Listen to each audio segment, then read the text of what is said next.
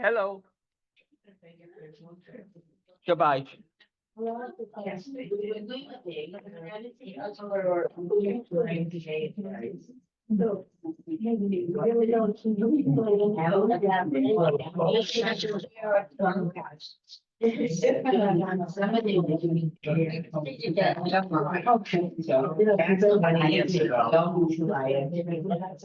How does this go on?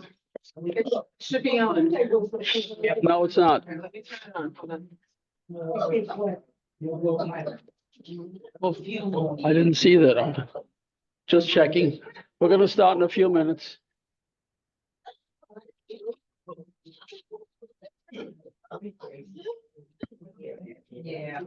Hi, everyone. Hi, Rabbi Kranzler. I'm on. You're on. Oh, surely you're going to have to hold on a few minutes because first of all, I have to introduce you, number one, and the That's subject matter. fine. I'm But on your schedule, however have you a- like. Thank you. Is she on there already? She's already in. Okay, very good. You know what? We're going to get started, even if the people haven't shown up yet. We still have a lot of people missing at this point. Yeah, you have to be watching it now. Oh, that's all. We have a few we have it until. All right, we're going to start regardless because we called it for 1 o'clock, and the people who come late will miss part of this. But let's get started and enjoy what we have to offer here at this point. Before we go on, let me just mention the fact that we have several sponsors, 3 sponsors who really supported this program. One of them is the couple was Terrence and Hetty Augenbraum, in appreciation of Rabbi Kenneth Hiram Green. So they wish them success on their aliyah. They left this morning basically to go to Israel, and we're going to miss him. The whole community will miss him. I will miss him especially because he was my partner in many of these functions. The second couple that was also sponsored were David and Andrea Donnelly, who support a lot of the programs here. And finally, the last couple was Jonas and Clara Weiser, our president and his wife, in appreciation of our grandchildren who have made Aliyah. These are the people who were sponsors for this program. I'd like to start the program now at this point. And before we begin the program itself, I'd like to just to introduce to you who the person is. I don't know if many of you have listened to Shulie Mishkin before. We've had her now for, I think this is the 3rd year in a row that we've had her. She has taken us through the tunnels in Jerusalem. He's taken us through other parts of Eretz Yisrael. And every time that we listen to her, we learn an awful lot. And we also find her very interesting. I'm very surprised. In fact, I'm shocked by the fact that we don't have so many more people at this point here, because those who have heard her rave about her. But let me give you a little bit background of Shulie, so that you'll know where she comes from. Shulie Mishkin, by the way, is made Aliyah from New York to Eretz Yisrael with a master's degree in Jewish history from Columbia University. That time with Columbia University was a little more normal than it is now. I went there too, by the way. I got my doctorate over there, but I didn't have any anti-Semites at the time. After completing the Ministry of Tourism guide course in 1997, she began guiding professionally and has since taught and guided all ages from toddlers to retirees. Her tours provide a complete picture of the land of Israel and Jewish heritage, with a strong reliance on sources ranging from the Bible to the 19th century. Alongside her regular guide work, she teaches tour and text courses in the Jerusalem Institution of Pardes and Matan, and provides tours for special needs students in the Darkenu program. Shulie lives in Alon Shvut with her husband Jonathan and their 5 kids. And this is all you need to know about her, because the program itself will tell you how good she is. It's my pleasure to present her program at this point, where she's going to go ahead and talk about the antiques that were discovered since the capture of Jerusalem in 1967. She'll explain that as we go along. By the way, the refreshments will be available for you as soon as we finish. Thank you. Okay, thank you for that great introduction, Rabbi Kranzler. Everybody's hearing me okay? Give me a thumbs up. We're hearing. Maybe you have to put up the volume over there.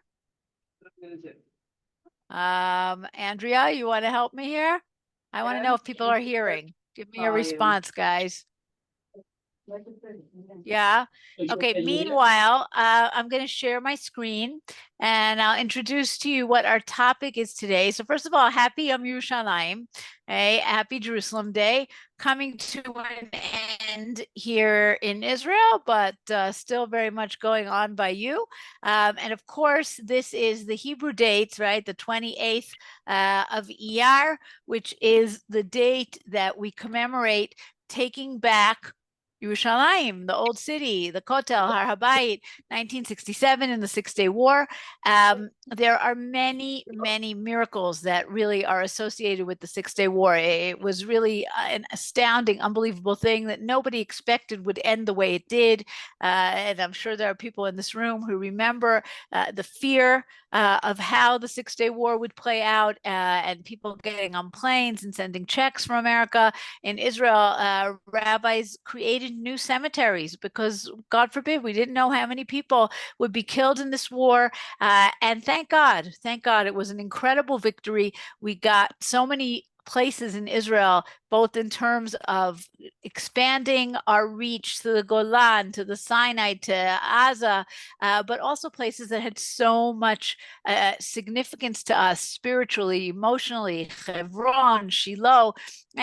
What we're going to talk about today is one of the smaller but still very important miracles of the Six-Day War. And that's the miracle of discovering the archaeology in the Jewish quarter of Jerusalem. Okay, now to understand what we mean, we're going to have to explain what did the Jewish quarter look like before 1967, before 1948, really, and how it changed. So we're going to go through a bunch of different pictures. I actually just did this tour twice in person, today and yesterday in Yerushalayim. It's definitely better to come to the city, but seeing it from far away is also good. So we're looking at a beautiful painted wall in one of the mansions of the Kohanim, of the Jewish priests in Yerushalayim 2,000 years ago. We're going to come back to these buildings, these mansions, a place called the Herodian Quarter. But we're not going to get to that yet. First, let's understand where we're going and what we're going to be talking about. Okay, so first of all, within the old city, let's see. Oh, I don't have annotating here. I don't know why. Let's see. Maybe I do. Sorry, just checking. No, I don't want that. Okay, Lonora. Take a look at the picture down here on the bottom right. Okay, this is a picture of the whole old city of Jerusalem. Okay, the walls of the old city. Over here, the rectangle on the right, that's the Temple Mount, right? Har HaBayit, the Kotel down there. The four different quarters of the old city. Okay, top right is Muslim, top left is Christian, bottom left is Armenian. We are going to be talking about bottom right. Okay, the southeastern quarter, and that's the Jewish quarter. Okay, Jewish quarter, otherwise known as the Rova. Okay, take a look at our enlarged map here. We are going to be in the next hour traveling around the Jewish quarter and seeing various sites. Okay, so just to orient ourselves a little bit, okay, we're going to be visiting number one, the Cardo. This is not in the order that we're doing it, but just so you can see where we are. Okay, we're going to be going to the Cardo. We are going to be going to number 4 over here, the Broad Wall. Okay, we're going to be talking about number 5, the Burnt House, and number 3, the Herodian Quarter or the Wall Archaeological Museum. Okay, besides that, we also are going to talk about the Israelite Tower that's over here. But as you can see, all of these sites are really in the center of the Jewish quarter. Okay, and all of them were uncovered by archaeologists in the last 55 years, let's say. Okay, so now let's understand the story that we're talking about. The Jewish quarter, this is a great photograph of the Jewish quarter and Har HaBayit and the Temple Mount before 1948. Okay. And what I want you to notice about this picture, I mean, obviously you can see the Dome of the Rock over here, right? The Kotel down over here. But what I really want you to pay attention to is look how crowded this is. Okay. The Jewish quarter of Jerusalem, super, super densely crowded. If you remember walking in the alleyways of the old city, people who have been to Jerusalem, you know that it's a pretty small and dense urban area. Jewish quarter, even more so. Okay. Just all kinds of buildings on top of buildings on top of buildings. A few really impressive synagogues, like over here in the front, the Chorva Synagogue. Okay, over here, the Tiferet Yisrael Synagogue. Okay, and this is a picture from before the War of Independence, from before 1948. Now, we always knew, right? Everybody knew that the Jewish quarter had been lived in for millennia, right? It was a very important part of the city for centuries after centuries after centuries. So what does that mean? That means two things. Number one, there's a lot of archaeology underneath the ground because people keep on living here and destroying their houses and building and rebuilding and rebuilding. There's a lot of archaeology. But number two, how are we ever going to find that archaeology? If people are living here currently and they're in these houses, you can't kick them out just so that you could start digging and finding things. And it seemed that we would never be able to find out the secrets that the Jewish quarter held because people were living here. And then we had a terrible story that had a little bit of light in it, right? Sometimes terrible things can have unintended good consequences. In the War of Independence, in the end of 1947, right, the United Nations votes on the partition plan. The very next day, November 30th, 1947, the War of Independence breaks out. The Arabs attack the Jews. For the next 6 months, okay, 6 full months, the Jewish quarter is besieged and is under attack by the Arabs of the old city and by the Jordanians eventually who come from the outside. 6 full months of battles in the Jewish quarter. Finally, at the end of May 28th, 1948, the Jordanians conquer the Jewish quarter. The Jews surrender.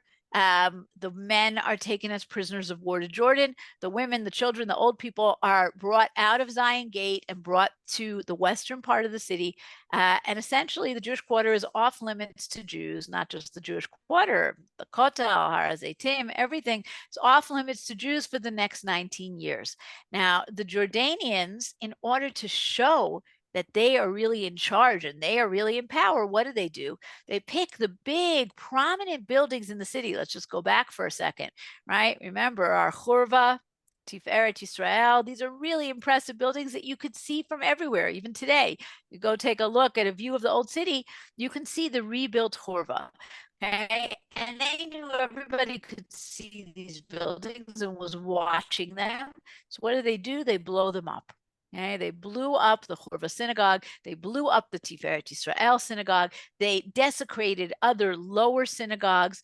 Okay, and everything else that was there was not anything that was really worth preserving. There was a lot of destruction from the battles that had taken place.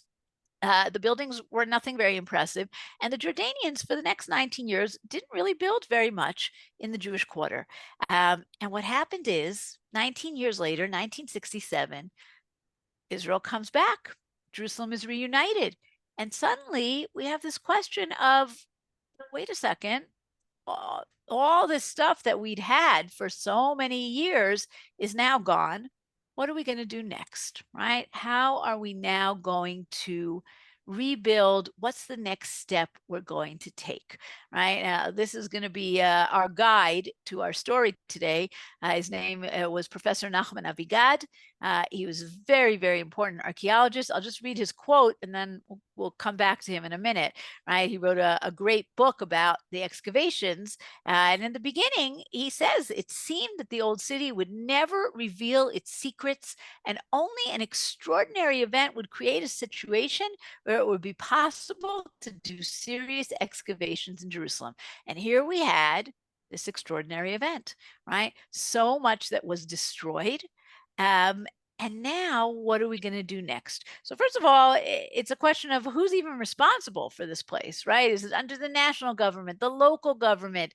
What are we going to do here? Eventually they form a company called the Jewish Quarter Development Company, which still runs the sites in the Jewish Quarter. And they start debating what to do. So one suggestion is, okay, just make everything the way it was, turn it into like a living museum of what life was like in Jerusalem in the 19th and early 20th century. That suggestion did not get a lot of approval. Another idea was, well, wait a second, why don't we make this the religious center of the country? Let's build an enormous 5,000-seat synagogue.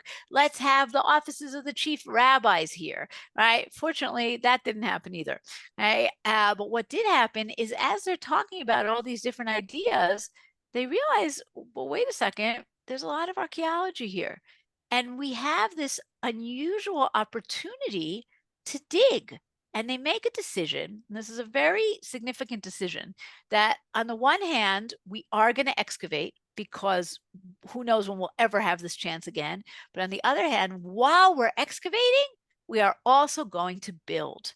Okay? Now, if you ever go to the Jewish Quarter, you know that a lot of the buildings above ground are very new. Okay, they've been built since the 1970s. Below ground is another story. They go back 1,000 years, 2,000 years, and even more. Okay? But they decide to do these two things at the same time, to dig and to build, which don't really go together. And they decide to turn to this not so young man, Nachman Avigad. Okay? Nachman Avigad was born in the Ukraine in 1905. He made Aliyah to Jerusalem in 1926 as a young man, and he basically helps to found the archaeology department of the new Hebrew University.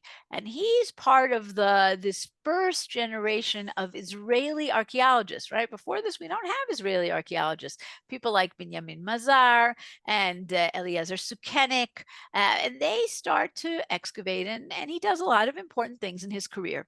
In 1968, okay, he's 63 years old, and they come to him with this proposal. They say, will you lead these excavations in the Jewish Quarter? Now, on the one hand, it's an amazing opportunity, right? Why wouldn't you jump at this opportunity? It's fabulous. But he actually writes in his book, and he's not sure if he should do it. He's about to go on a sabbatical. He's not so young anymore. He's going to retire soon. And he understands the difficulties of this project, which is going to be done, digging and excavating and building at the same time. And he says, but what if we don't find anything? What if it's a disappointment? Which, as you're going to see in the next half hour, is a ridiculous thing because they found unbelievable stuff, but nobody knew then. And he consults with his friends, and they say to him, just take the job, do it for a year, do it for 2 years, then you'll go on your sabbatical, you'll write your book. Okay. Needless to say, he starts the job in 1969. He digs till 1982. Okay. And they dig round the clock. They just keep on digging because they have to do it. They have to finish it before all the new buildings are finished going up. And they discover amazing things that answer many, many questions that we have about the city. So we're going to take a quick look at this timeline. It's just to help orient us, even if we don't remember everything about it. Okay. The oldest stuff that is discovered, and this is actually super important, is from the end of the First Temple period, late Beit Rishon, the time of Chizkiyahu, right? King Hezekiah, Yeshayahu, the Navi, the prophet Isaiah. That's the oldest stuff that we find. Okay? And we're going to talk about that and why it's so important. The next we also find parts of the wall of the city from the time of the Hashmonaim. I didn't put that in here so much, just a little bit, 200 BCE. But the really important time period that we're going to see is the last 100 years of the Second Temple, where we find the homes of these very wealthy and prominent Kohanim. Okay? Second Beit HaMikdash is destroyed. The Jews go into exile. They are kicked out of Jerusalem. Time period of the Romans, the Byzantines, okay, about 1,500 to 1,800 years ago. We have a new major street in Jerusalem called the Cardo. We have large churches that are built. This is also found in the old city. Okay. Then the Arabs come in, Muslim conquest, the Karaites arrive in Jerusalem. Less part of our story, but important to understand. The Crusaders come and kick out the Arabs. We have remains from them. The Mamluks come and kick out the Crusaders. Ramban Nachmanides comes and revives the Jewish quarter. In the Ottoman period, 16th and 19th centuries, we have these huge, beautiful synagogues, really in the 19th century. The Chorva, the Tiferet Israel, okay? By the late 19th, early 20th century, most Jews are moving out of the old city, although it's still very, very crowded. 1948, the Jewish quarter is conquered by the Jordanians and much of it destroyed. And 1967, we come back, right? So that's just to give us a framework. By the way, if people have questions, please, hold on to them. If you're by a computer, you can put them in the chat, and I'll try to leave some time at the end to answer. Okay, so Avigail has many different questions that he wants to answer in the excavations that he's going to do. One of the major questions that he asks, that had been asked for at least 100 years, is how big was the city at different time periods? Okay, so I'm sorry, I don't have the annotating thing. I don't know why, so I can't make pictures, okay, make lines, but follow my cursor, okay? Jerusalem begins down here in the city of David, because that's where the water is, the Gihon Spring. Okay? Starts about 5,000 years ago. About 3,000 years ago, David HaMelech conquers and makes this his city. And the city expands in the direction of the Temple Mount of Har Habayit. But there was a question among Jerusalem scholars about if the city grows to include the area of the Rova, right? This western area. Does that happen already in First Temple times, or does it not happen until the time of the Hashmonaim in Second Temple times? Okay? Each opinion, the minimalist and the maximalist, each of them have very strong opinions, and they say, oh, no, it for sure only happened in Second Temple times. The other ones say, no, for sure it happened in First Temple times. But nobody has proof, because until you can excavate here, you don't know how old the settlements are here. So this is one of the questions that Nachman Avigail really wants to answer. How are we going to know when people moved here, when the city grew to here?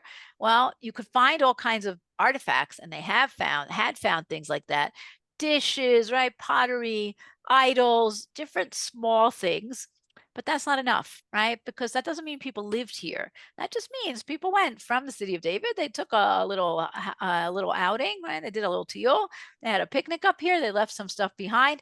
That doesn't mean they lived here. The proof of people living in this area is if you find structures, okay? If you find houses and if you find the wall of the city, okay? In the heart of the Jewish quarter today, okay, we'll see a picture of what this looked like when it was excavated. But today, this is the heart of the Jewish quarter with new buildings all around it. You find this very nice, broad wall, this wide wall, which is not the wall of a house. It is much too big to be the wall of the house. And it's very wide. We think it was this tall, right? Take a look at this marker on the wall. This is the city wall. This is the wall of the city. And based on how it was built and the materials it's built from and the pottery that's found near it, we say that this wall goes back to the time of King Chizkiyahu, okay? Hezekiah. Who's Chizkiyahu? Chizkiyahu is one of the righteous kings of Judah. He lives, as we're going to see in a minute, at the time of the very powerful Assyrian Empire. Okay? And in his time, the city grows and it expands to include this area of the Jewish quarter, which of course wasn't called that then. And this is proof positive that the maximalists are right, that the city grew already in Second Temple times. Take a look at, this is what it looked like, okay? 50 years ago, which is kind of wild, right? Let's just look back for a second. All the buildings around, there's a nice little park built around this, right? But in 1970, it's just the root of this wall with some other walls of buildings around it, right? This is a guy standing on top, so you can get a sense of the scale. And this is the proof that the city grows in the time of Chizkiyahu. And I brought you a quote here in Hebrew from Nachman Avigad. I'll just translate it for you. He says, "I'll say without being embarrassed, right, that I wasn't sure. I felt very tense the whole time we were excavating. Was I going to find out how big the city was? Was I going to solve this problem? And when I was finished, I felt a great sense of satisfaction."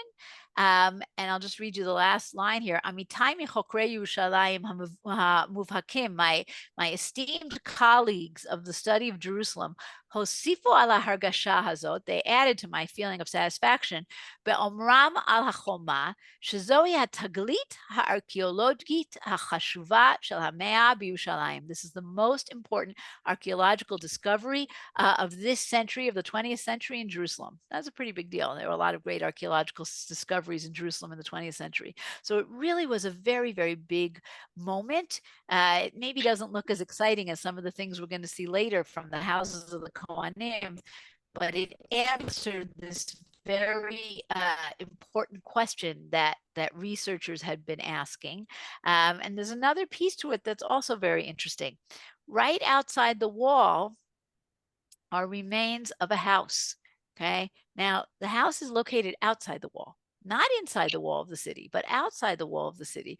And the question is, why? Why would you build your house outside the wall of the city? And the answer is they didn't build it outside the wall of the city. They built it before the wall of the city. There was no wall yet. And this brings us to the question of, why does Chizkiyahu build this wall? There was no wall yet. These guys had a house. Along comes Chizkiyahu. He says, I want to build my wall. So you have, 10 days, pack up and get out of here. And I'm taking over this area to build my wall. Okay? Eminent domain. I'm just going to railroad my wall through here. And Yeshayahu, the Navi Yeshayahu, talks about this. Right? He says, you counted the houses of Jerusalem and you pulled houses down to fortify the wall. It's a little bit critical. Now, why does Chizkiyahu, we'll come back to that in a second. Why does Chizkiyahu build this wall? Okay. So there are two reasons. Number one, the city grows in the time of Chizkiyahu. Chizkiyahu's time period is the time period of the very, very, very powerful Assyrian Empire. Okay. And they have come down from the north. They have conquered and exiled the kingdom of Israel, right? At this point, we have two kingdoms, the northern kingdom, the 10 tribes, Malchut Yisrael, the southern kingdom, Judah, and Binyamin and the Kohanim under King Chizkiyahu. The Assyrians come, conquer the north, exile all of the Israelites. Okay? Now, some of them managed to escape. They're not exiled. Where do they escape to? To Jerusalem. So Chizkiyahu's city grows. It gets bigger. He needs to have a place for them. So his city expands to the western hill. But the Assyrians don't stop with the kingdom of Israel. They continue on towards Judah. Chizkiyahu pays them taxes, but eventually he rebels against them. And in order to protect his city, he does a few things. One of them is he fills in the gaps in the wall. Tanakh tells us about this, and here we see it. Now, the Assyrians come, they besiege the city, they stand outside the walls, they tell the guards on the walls that they have no hope and they're just going to be conquered and executed and exiled. And Chizkiyahu is very nervous. And he goes to Yeshayahu, to the Navi of the time, the prophet, and he says, well, what's going to be? And Yeshayahu says, don't worry. God will protect this city. The city is not going to be destroyed. And indeed, the Tanakh tells us that the very next day, the Assyrians are camped outside the walls. The very next day, there's a plague. The Assyrian army has dropped dead. Now, we know this not only from Tanakh, but also from archaeology and also from the Assyrians themselves. In archaeology, right, if there's a destruction, you see that destruction. There's a layer of ashes, buildings are knocked down, houses are caved in. We don't have that in the time of the Assyrians. We have it 100 years later when the Babylonians come and conquer Jerusalem, but we don't have it in the time of the Assyrians. So that's number one. We don't have a layer of destruction. But number two, Sancheriv, who is this Assyrian king who attacks Yerushalayim, he writes a whole list of his conquests, like kings like to do. And this is called Sancheriv's prism. And it says, I conquered Lachish, and I conquered Beit Shemesh, and I conquered this one, I conquered that one. And he says, and as for Hezekiah, king of Judah, he doesn't say I conquered him, I shut him up like a bird in a cage, right? This is his spin on the story. He says, I besieged him. That siege was really good, but conquering, don't ask me about that, right? So we have proof from archaeology, we have proof from Tanakh, and we have proof from the Assyrian chronicles themselves that Chizkiyahu survives, not because of his wall, but because God protects him. Okay, so that's one of the most important discoveries that Avigad makes. A little bit to the north of it, he discovered even lower down a tower, a guard tower called the Israelite Tower, where we do see that the enemies did come and destroy the city, not the Assyrians, the Babylonians. In the ground near the foot of the tower, there are ashes, there are arrowheads, there's proof of a battle here. So that's another thing that really was brought to life, is the story of the battles that happened here in the time of the destruction of the first temple. Okay, we're going to move along in time. And in this case, actually, you guys are better off than the people who went on the real tour, because this is a great museum called the Wall Archaeological Museum, or the Herodian Quarter. It's underneath Yeshivat HaKotel. People who know Yeshivat HaKotel in the Old City. It's been being renovated for, I don't know, a couple of years already, and it has still not opened yet. So you guys are going to see inside of it, even though if you go for real in the Old City, you will not be able to see inside of it. So we just talked about how important that discovery of the Broad Wall is. But when we want to talk about like the most eye-catching discoveries, right? The stuff that really you look at it, you go, wow, right? Nobody looks at the Broad Wall and goes, wow. I mean, they might, but it's not exciting to look at, right? But here we're going to see things that really are exciting to look at. And this is what we call the Herodian Quarter. These are houses that go back to the time where they found the most in the Jewish Quarter excavations, and that's the last 100 years of Second Temple times. Okay, the last 100 years from about the year 30 before the Common Era. Right, that's when Herod is the ruler. That's why we call this the Herodian Quarter. Herod is the ruler. Herod, of course, is the famous builder. He builds the walls around the Temple Mount. He rebuilds the Beit HaMikdash.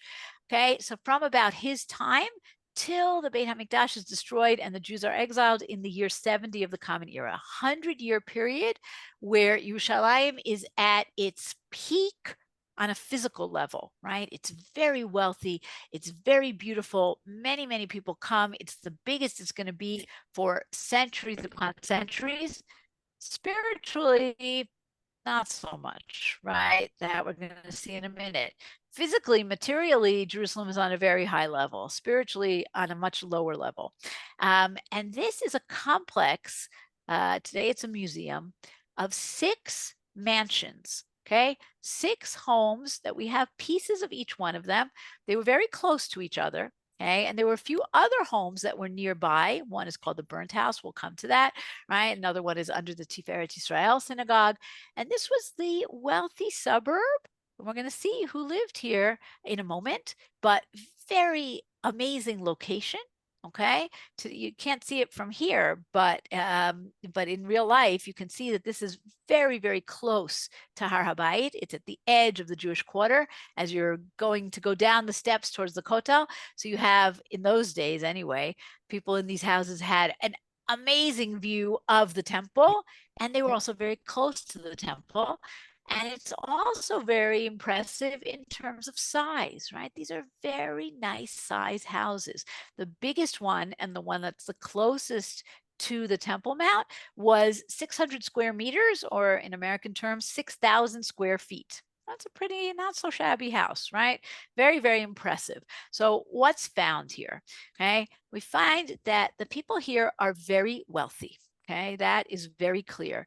They have the best of everything, right? Very, very beautiful mosaic floors and very fabulous dishes. And we're going to see those in a minute. And frescoes, paintings on the walls, and all kinds of objects that tell you that they're living a very fancy lifestyle. However, besides being rich, they also have very specific standards. Now, we're talking about the Roman period, okay? Go to any fancy, go to Rome and go to any fancy ancient home, an ancient villa, and you'll also see beautiful mosaics on the floor, beautiful paintings on the walls. However, bathhouses, right? Bathhouses all over. However, what will you see that you won't see here? Images of people, images of animals. Here, there's no images. It's all geometric designs, okay? The bathhouse, everything here, as you can see, very, very, very fancy. The tiled floor here on the left is a design that the only other places that we found it in the land of Israel are in Herod's palaces and on the Temple Mount itself, right? And these fabulous pillars and columns and everything else. But just like their Roman counterparts, the people who lived in these houses had bathhouses. That also tells you they're rich. They're in Jerusalem. Jerusalem doesn't have so much water, okay? But they all had private bathhouses with bathtubs, with running water, with furnaces. But not only did they have a bathtub, they had mikvahs, okay? Each house had 2, 3, 4 ritual baths, mikvaot, okay? Not only that, they also had dishes. They had beautiful pottery dishes. They had beautiful glass dishes, but they also had dishes made out of stone, which if you think about it, is a really annoying material to make dishes out of, right? It's a lot of work. It's very heavy. Think about a nice clay pot. You're spinning it, you're making it, you make a mistake, you start all over again. You make a mistake with a stone dish, that's it, you're done, right? So what's going on here? We have people who are very, very rich, okay, who are up on the latest styles in the Roman Empire, and yet they don't want to have any images in their homes. They are very worried about ritual purity. Okay, they're going to the mikvah all the time. They're having dishes, stone dishes. I didn't explain to you what's special about them. Stone dishes, unlike clay dishes, can never become impure. Okay, what does that mean? That means if somebody drops dead in your kitchen, all your clay pots, we don't care about this so much anymore because we're all impure. We've all come into contact with death. But in the time of the Beit HaMikdash, you couldn't go to the temple and you certainly couldn't bring sacrifices if you were impure. You had to go to the mikvah. You had to purify yourself. So you don't want your dishes to become impure. Stone dishes don't become impure, okay? No matter what happens, they stay pure. So who are these people who are so rich, who are so fashionable, but who are so interested in purity and not in imagery? It seems that these are Kohanim. These are the priests who serve in the temple. They live very close to the temple. Okay? They want to stay pure so they can work in the temple, but they have a ton of money and good taste. Okay, where's all that money coming from? And that's where we get to many of our sources, which are not very happy with the Kohanim of Second Temple times. Now, whenever I teach this, I always ask if we have any Kohanim in the crowd. Do I have any Kohanim in the crowd? I'm guessing I probably have a couple. And it's because the Kohanim do not come off very well in this story. But realize that we're talking about certain families, right? Certain important elite families in Jerusalem. Most Kohanim didn't do this. But let's think about Kohanim for a second, all right? Where are Kohanim making their living? They're getting portions of the sacrifices. They're getting other gifts from the people, but they're not really very wealthy. And yet, these guys are very wealthy. How? So what you have to understand is that the temple, the Beit HaMikdash, is a vast source of money. Okay? First of all, it has a lot of money in it. People give their tribute, their half shekel coin. There's a lot of gold. There's a lot of wealth there. But even more than that, okay, there's a lot of potential for wealth. If you can get the contract to supply all of the wood for the altar, all of the olives for the olive oil, right? All those things, that's going to make you a lot of money. And if you have connections, you're going to make a lot of money. And the Gemara talks about, we'll see two different things. Here we have a Tosefta. I didn't bring you the whole thing, but the beginning of it talks about how the Kohanim, one of the things that they would receive is the skins of the sacrifices. Why? Because that's very valuable, right? Leather, you can make things from it. And they would divide it up amongst all of the Kohanim that served that week, except the Tosefta tells us that there were certain families who would come in while they were dividing things up and say, we're taking them all. And the people got so fed up with this corruption and this theft that they decided not to give their skins to the Kohanim anymore. And the Tosefta goes on and it finishes with this very difficult saying, which is similar to something that we're all familiar with, but it's even harsher. Rabbi Yochanan ben Torta said, why was Shiloh destroyed, right? Shiloh, the tabernacle, the Mishkan, because they treated holy offerings disgracefully. Why was the first building, the first temple of Jerusalem destroyed? Because of idolatry, sexual immorality, and spilling of blood, right? We know this. We talk about this, that Avodah Zarah and Gilui Arayot and Shvichut Damim, and the first temple was destroyed for that. But we know the second temple, they labored in Torah and they were careful with tithes. They were very, very careful to serve God, right? They're careful with purity. They're careful with imagery. Why were they exiled? Because they loved money and each one hated his fellow. Right? This is a very terrible indictment, but we see it. We see how wealthy they were and how they were very, very careful about laws, ben adam lamakom, right? Laws between man and God, but not so much laws between man and man. We'll come back to these families in a moment, but I also want to point out something else. Professor Avigad, when he excavated here, he said one of the exciting things about the discoveries here is that we're not only seeing the great palaces or the fortresses, right? Often in archaeology, we find things that are left behind by kings. Here, we're seeing a little bit of everyday life. Okay, everyday life of very rich people, but still furniture, dishes, makeup applicators, okay? Game dice. Okay, so what you're seeing here is a table, right? We see what the tables look like, the dishes out of stone that we talked about. Okay, and here is an amazing discovery. They found two of these. This is a little mini sundial, right? You can see the little grooves. There was a stick up on top, and you put it out in your courtyard, and it told you what time it was. It's not a massive sundial like you would have, outside of a main building or something. It's small, it's personal. Why do you have such a thing? Right? What you have to understand is that in the olden days, nobody knew what time it was, right? Nobody had to go to a Zoom that started at 8:01 exactly. You got up when the sun rose. You went to sleep when the sun set. You did what you had to do during the day. Nobody needs to know what time it is. Who does need to know what time it is? The Kohanim and the Leviim, because they are giving the sacrifices. They have certain times that you're not allowed to eat things after. They tell the people when Shabbat starts. They actually need to know what time it is. So to find sundials in the homes of Kohanim is actually very appropriate. And one other amazing thing that was found, not in the Herodian quarter itself, but in a house nearby, they found this kind of a graffiti. Can you see it on the left here? This is a sketch that someone made of the menorah. Okay, the darker part on the right is the original, and the lighter part on the left is what was filled in, because we know what the menorah looks like. Okay, and the two things on the right, the two what look like boxes or tables, we think that that's the table that was in the mikdash, the table for the showbread, the lechem hapanim, and the altar for the incense, the mizbeach haktoret. What's going on here? Right? We don't really know. We don't know who made this drawing. We can only guess, but it clearly is somebody who went to the Beit HaMikdash, came home and drew this picture, right? It's found 10-minute walk away from the Temple Mount in the houses of Kohanim. For sure, this is an eyewitness picture of the menorah.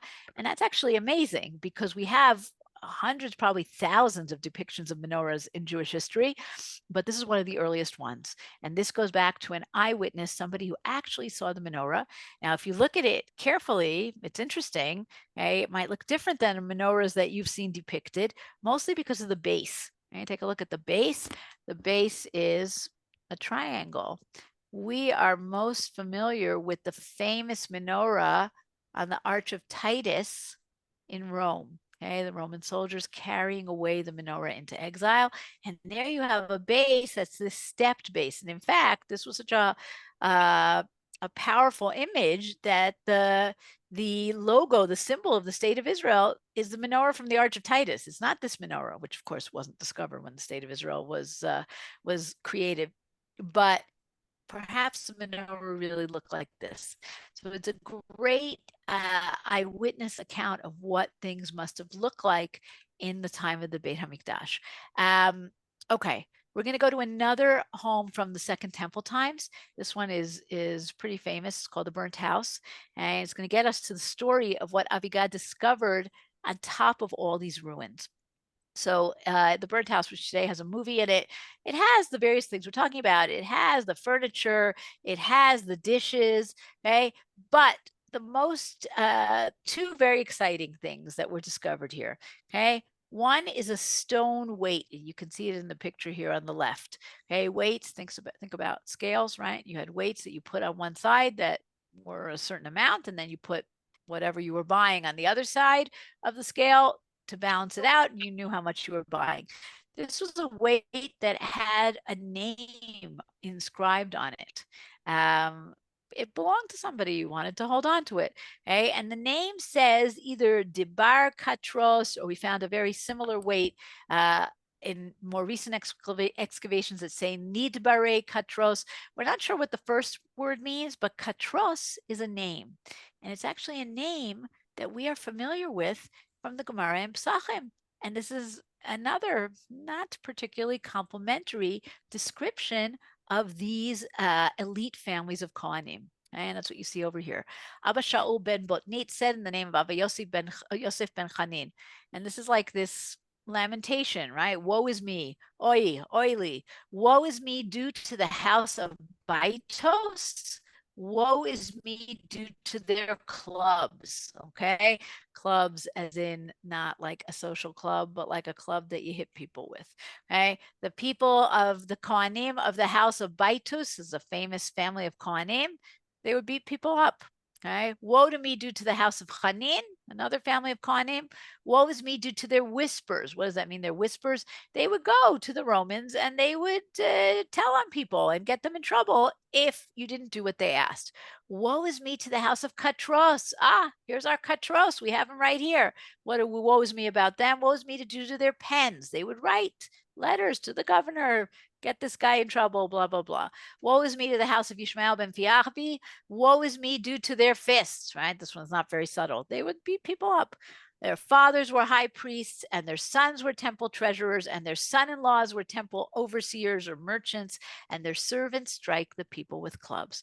Okay, so you have this real portrayal of, on the one hand, a lot of wealth, a lot of beauty. Okay, the Gemara talks about how Herod's temple, if you've never seen Herod's temple, you've never seen a beautiful building in your life, and yet a lot of corruption, a lot of social inequality, and it helps us to understand the background when we talk about Tisha B'Av, when we talk about the Romans and the divisions among the people. This gives us a sense of what the background is there. And that brings us to what else Avigad found in the burnt house. So in the burnt house, he discovered a few different things. Okay, you can see in the middle here a spear.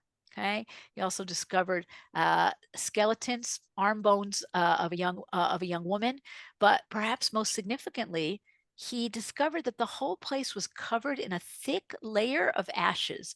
Now, he found the same thing in the Rodin Quarter later, but the burnt house was first. And he writes how he doesn't know. Like he says to himself, could it be, I know that this house dates to the time of the end of the Second Temple period. Could it be that the ashes here are actually from Churban Bayit, from the destruction of the temple? Because we know that the Romans destroyed the temple on the 9th of Av. It takes them a month till they're able to conquer the whole city, and they destroy the houses of the upper city on the 9th of Elul. Could it be, he says, that these ashes are from the destruction of the city by the Romans? And he's not sure. And finally, he asks a lot of people and he comes to the conclusion that yes, this is really it. Now, think about that for a second, right? We talk about Churban Bayit, we talk about the destruction of the temple. We have it all over our sources. We fast on fast days about it. We pray and we talk about it, right? But up until 1970 or so, we had no physical evidence of this destruction. And here he is finding for the first time in 2,000 years physical evidence of the destruction of the temple. And he writes about how people were overwhelmed and they would come by the excavations and they would say, could I take home a fistful of ashes, a zecher l'churban, right? I want to have something physical to remember this story. And it really, it tells us how important these excavations are, not just for science and for history, but because it really connects us to our past. It helps us to understand who we are, not only through books and not only through prayers and poetry, but through actual physical things. Okay, we're going to do the last few things here that take us out of the Jewish time period, but they're also very important and very significant discoveries. So this is something that anyone who comes to the Old City has seen this. It's called the Cardo. And the Cardo is not only here, but everywhere in the Roman world. Cardo is the main north-south street. Romans love to build their city in nice grids, right? Nice, neat north-south streets, east-west streets. The Cardo is the primary north-south street. In Jerusalem, it starts out at Shar Shechem, at the Damascus Gate, all the way in the north of the Old City, and it goes all the way down to Shar Tzion in the south. And Nachman Avigad uncovered a nice portion of it. Part of it is like this, is like an archaeological site. Part of it, the Jewish Quarter Development Company turned into a very fancy street of shops, and part of it is still the Arab shuk, right? Which is what it was originally. It was originally a shuk. It was originally a marketplace. You can see it's a very, very broad street that had stores on either side, room in the middle for wagons, for processions, for all kinds of things. This is I wouldn't say imaginary, but an artistic rendition of what it looked like, right? Very nice and broad. All kinds of people here. You have a cute little visitor from the future who came back here, and we'll see another very interesting thing that the artist added here. But if you were to come and walk on the Cardo, this is in the Byzantine period, 1,500 years ago, around 500 of the Common Era, okay? You would feel very out of place because among all the many types of people walking here, there are no Jews, because the Romans kick out the Jews from Jerusalem. The Christian Byzantines don't allow them back in. And this is a city that's empty of Jews. Only the Muslims, when they come in the 7th century, allowed the Jews to come back in. But the artist of this mural decided that he or she, I don't know who did it, was going to add 3 nice Jews. Okay, so you could see them in the corner here. Okay, who did they add? This is Teddy Kollek over here on the right, who's the mayor of Jerusalem while all this was happening. This is Nachman Avigad, who we've been talking about. And this is Hillel Geva, another archaeologist. Okay, so they added them in. Now, Nachman Avigad, of all the things he found in the Old City, the Cardo is the only one he knew he was going to find. How did he know he was going to find it? Because in a church in Jordan, there's an ancient church, goes back 1,500 years, and the floor is a huge mosaic map of the land of Israel. And a very prominent part of that map is the holy city of Jerusalem, Hagia Polis Jerusalema. And if you look at the map, here's our Cardo running right down the middle of the city, going all the way to Shar Shechem, Damascus Gate over here, okay, with the pillars on both sides. The map, like all ancient maps, the top is east, not like our maps, the top is north. Here the top is east, because east is the way of the sunrise. Okay, north is over here on the left. So Nachman Avigad knew that he was going to find the Cardo, and he just had to dig it up. Not so easy, but he did have to do that, right? Jerusalem, as we said, in the time of the Byzantines, is empty of Jews.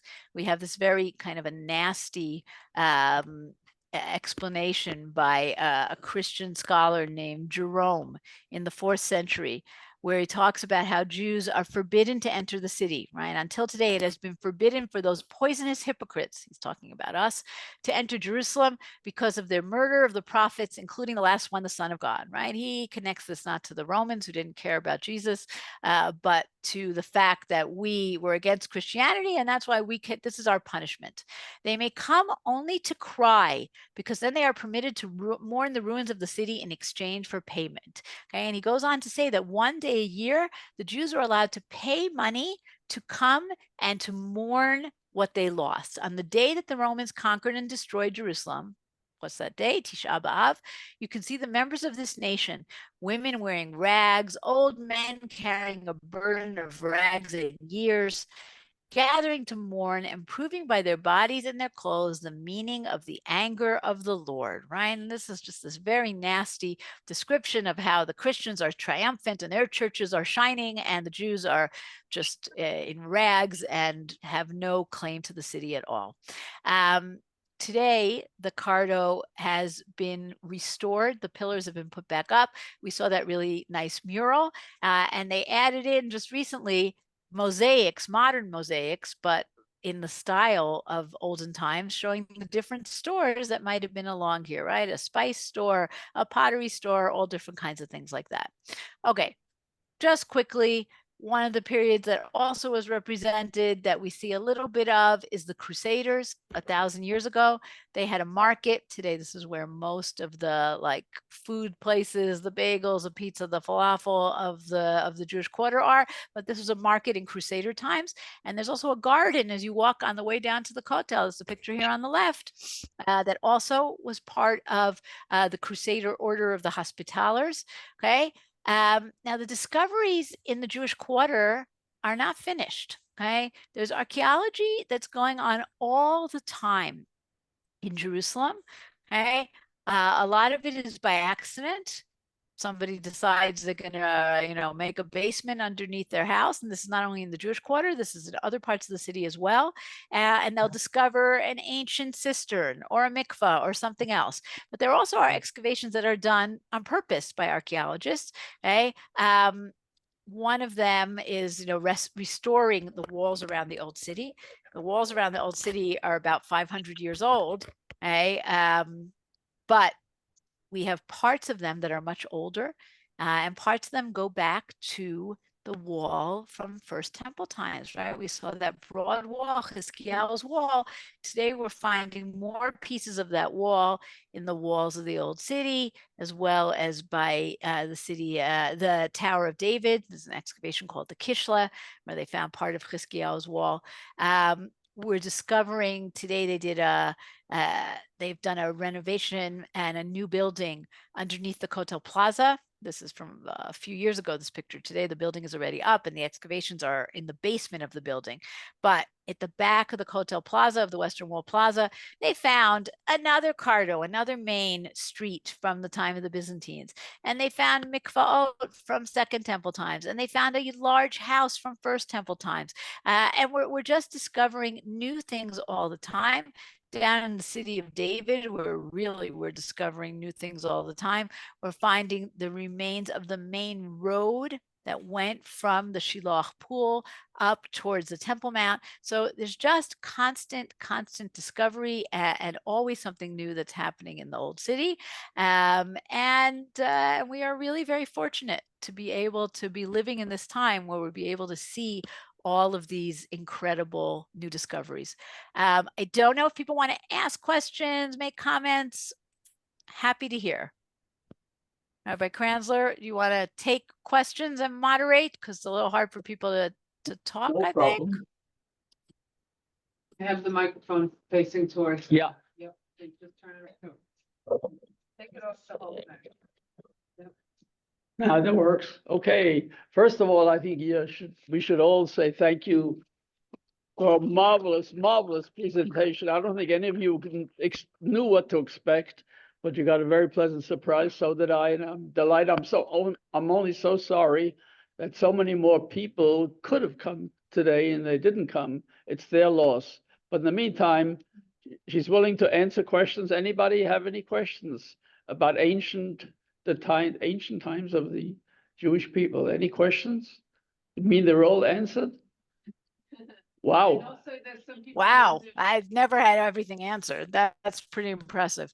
I'm sure you have, but you might not have thought of them. We have a question about sanitation. Yeah, how, they had outhouses? What's that? Sanitation. A question is regarding sanitation. What do they use for purposes of sanitation? Oh, like going to the bathroom? Yes, Yeah, right. that's always a good question.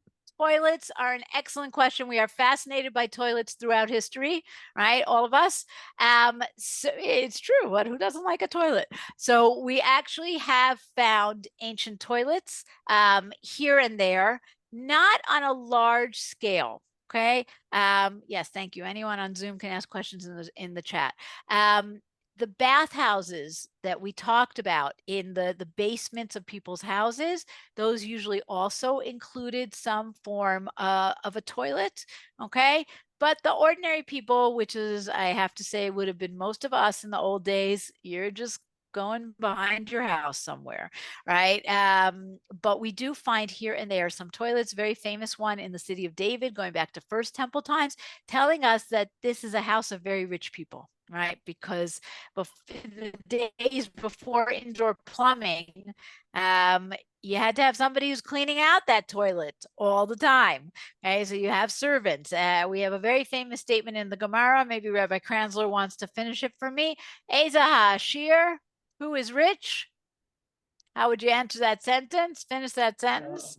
Usually we say hasamech bechelko, somebody who's happy with what he has.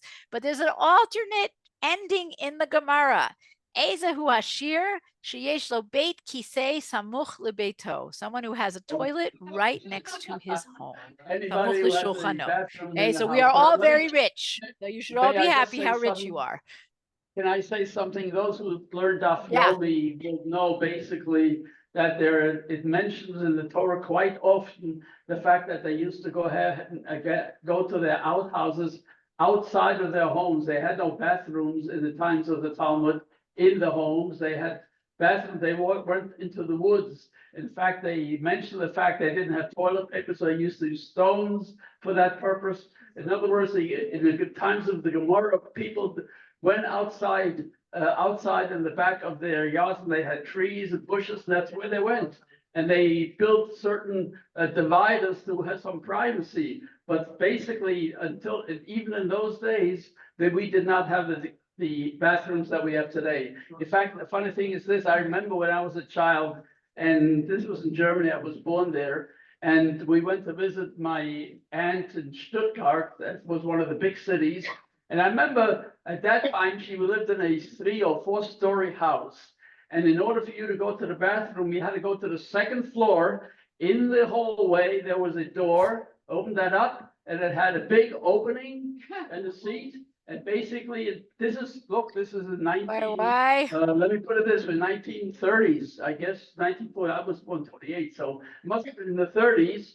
And basically, people at that time in a country that was far ahead of its time at the time, before the Nazis and everything else, Baruch Hashem, but they used that as their bathroom. Everybody came down to the second floor into that room, and in the big opening, and the stuff, I guess the excrement went downstairs, and somebody must have cleaned it out every once in a while. But that was in our times, okay? So please understand, when you're going back here, much further back than what I was talking about. Anybody? Go ahead. Okay, Yeah, I'm just going to add, I have a question. I have a question in the chat, and then I'll see if other people have questions. Someone asked, what is the status of the excavations in the Kotel Plaza area? So that's actually a very interesting question that's connected to what we're celebrating today. Okay, 57 years ago, Yom Yerushalayim. I'm sure a lot of you have seen pictures of what the Kotel looked like before 67, right? It was a very, very narrow little alleyway with houses built almost up to the wall. Before 48, people would just pray in that little alleyway. No men's section, no women's section, no bench, no nothing. Okay. Exactly a week after Jerusalem was taken, right? What's happening in exactly a week from now? Shavuos, right? We better make your cheesecake, okay? Israel knew that tens of thousands, hundreds of thousands of people are going to want to come to the Kotel on Shavuos. They hadn't been able to go to the Kotel for almost 20 years. And so what they did was very, very quickly, they bulldozed this neighborhood, these Arab houses that went almost all the way up to the wall. And they very hastily created some form of a plaza.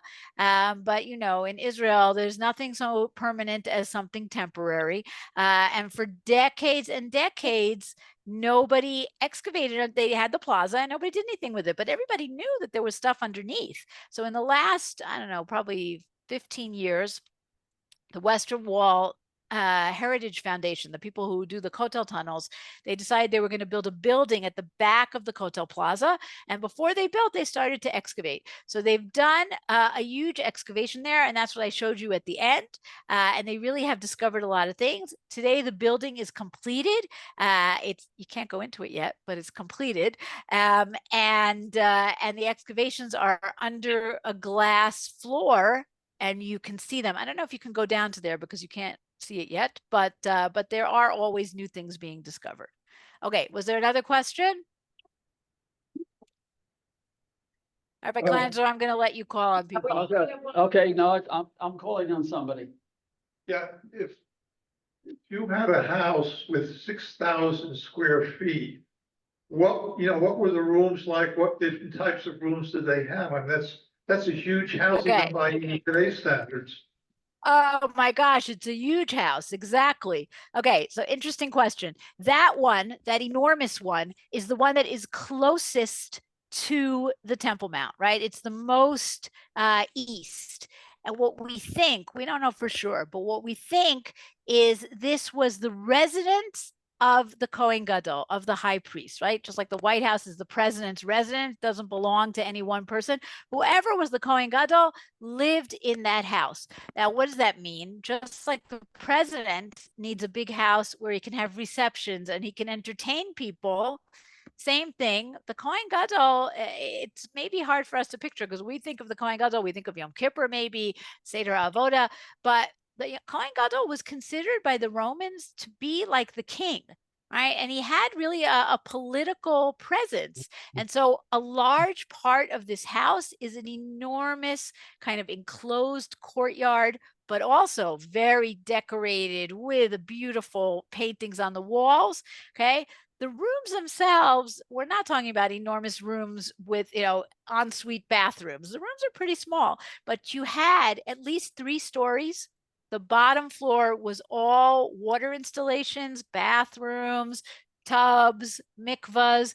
Okay, then you had this floor that was all for like hosting and guests, as well as bedrooms. Okay, I hope that answered a little bit. By the way, as an aside, I think even today you could find many of the mikvahs that the Kohanim, almost every Kohen had his own private mikvah because he had to go into the mikvah very often. So they built each one of them had their own personal mikvah, and there still exists today. Next question.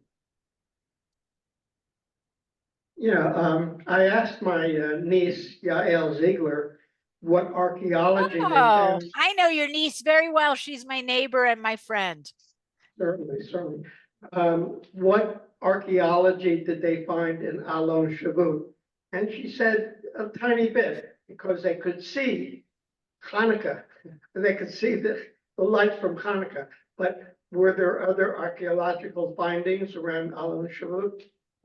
Okay, first of all, tell me your name so that I can send regards to Yael.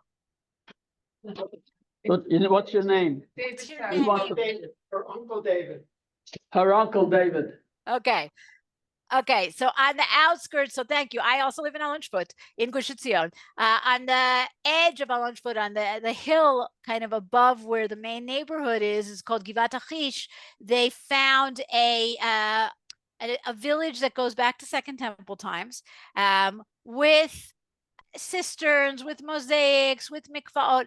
This is not at all uncommon. Right down the road from us is a place called Bat Ayin, also found a village from Second Temple times. Across the street from us in Migdal Oz, also a village from Second Temple times. our area where we live, south of Jerusalem, between Bethlehem and Hebron, was the heart of where people lived. And so you had lots of little farming villages, probably not more than 100 people in each one of them, but a lot of them, right? And we're also on the main road. We're on what's called Derech HaAvot, the path of the patriarchs. That was a road in the time of Abraham, and it was a road in the time of the Maccabees, and it was a road in Bar Kokhba times. So we're on that route. So yeah, we're very much a part of that story. Rabbi Kranzler, next year for Yom Yerushalayim, we'll do Gush Etzion. Just Gush Etzion as a community is enough to cover the whole hour, at least. Oh, for All right. sure, and more. All I can tell you, any other questions before we close up? Any other questions? You know all the answers for them? Very good. Hold on. Wanted to make a comment. Just a minute, let me come over there so everybody can hear you. We're going back where we started from, and we're talking about toilets. If you go to some of the developments, you see that in the walls, there are holes where the toilets were. There were seats, community-wise, as you said, in one room, not necessarily separately. But those were toilets. Yeah, I didn't tell stories. I use them. All right. Oh, wait, we still have another question. One thing, just, you mentioned the burnt house. Just where is that? Yes. Where is burnt house? Okay, so for people who know their way a little bit around the old city, okay, when you're walking through the Jewish quarter and you're going towards the steps that go down to the Kotel, right before you get to those steps, right before, there's a falafel guy right after that, there's the burnt house on the left. It's really in the heart of the Jewish quarter of today. In fact, that's one of the sites most people go right past when they go down to the Kotel. Actually, there's a big sign, and they try to guide you to the burnt house. I remember I went there as well.